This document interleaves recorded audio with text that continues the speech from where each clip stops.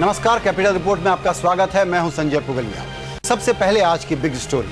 देश के पूर्वी छोर बंगाल से बाहर निकलने को मजबूर रतन टाटा को नैनो को ठिकाना मिला है पश्चिमी इलाके में बसे गुजरात में। रतन टाटा और गुजरात के मुख्यमंत्री नरेंद्र मोदी ने आज इसका ऐलान कर दिया। सबसे पहले आवाज ने ही आपको यह खबर दी थी कि लखटकिया कार नैनो का मदर प्लांट गुजरात के साणंद में ही बनेगा।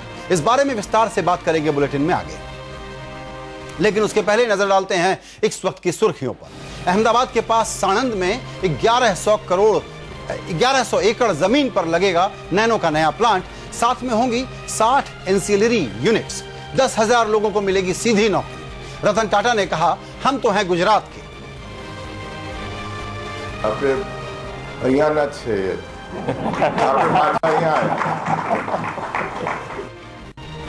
शेयर बाजार में जोश नहीं भर पाया आरबीआई और सेबी का बूस्टर डोज।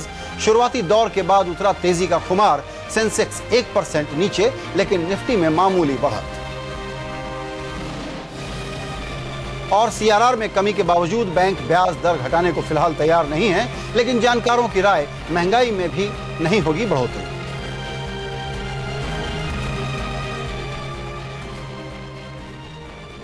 टाटा की गुड़िया नैनो आखिरकार गुजरात पहुंच गई है। टाटा ने नरेंद्र मोदी की सरकार के 7 साल पूरे होने पर उन्हें यह तोहफा दिया है। लेकिन कई और दूसरी खबरों की तरह आवाज ने सबसे पहले इस समझौते की डिटेल आपको दिए थे।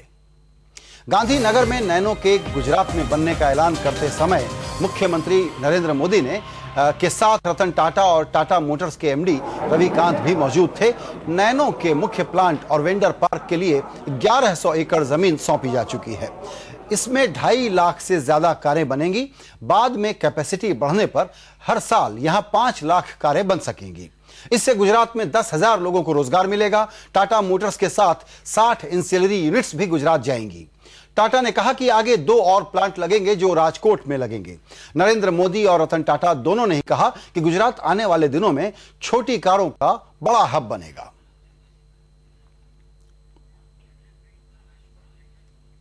और मुख्यमंत्री नरेंद्र मोदी का कहना है कि नैनो के आने से गुजरात के उद्योग जगत में के साथ सरफेस ट्रांसपोर्ट के बिजनेस को एक नई पहचान मिलेगी। मैं देख रहा हूं कि टाटा एंड गुजरात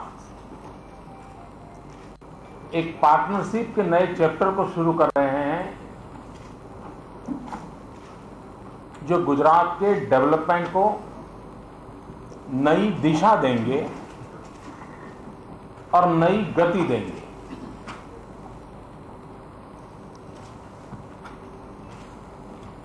गुजरात अपने आप में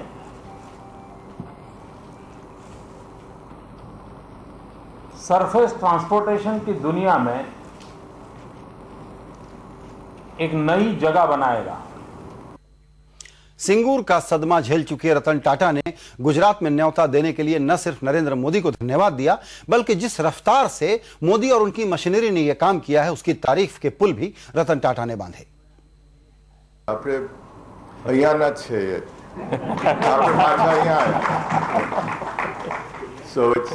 It's with great pleasure that we are here today, and I would like to thank the Chief Minister and his colleagues for making this our home so fast, so quickly, because urgency was the need of the day.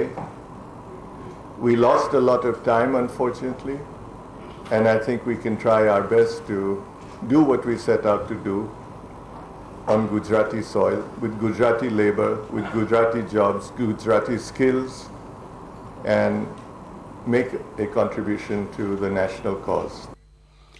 Ratan Tata ने कहा कि हालांकि इस plant को बनने में समय लगेगा, लेकिन हमारी प्राथमिकता वक्त पर नैनो को लोगों तक पहुंचाना है।